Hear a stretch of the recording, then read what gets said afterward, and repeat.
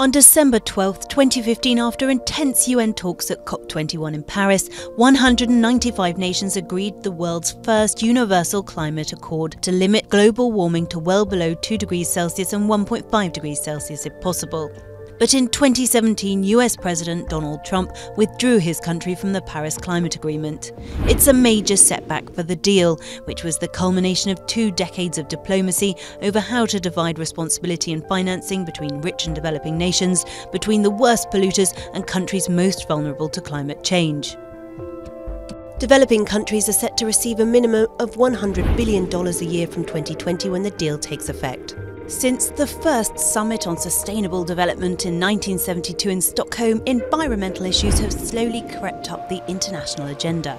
The 1992 Earth Summit in Rio de Janeiro laid the foundations of green diplomacy. It resulted in the United Nations Framework Convention on Climate Change.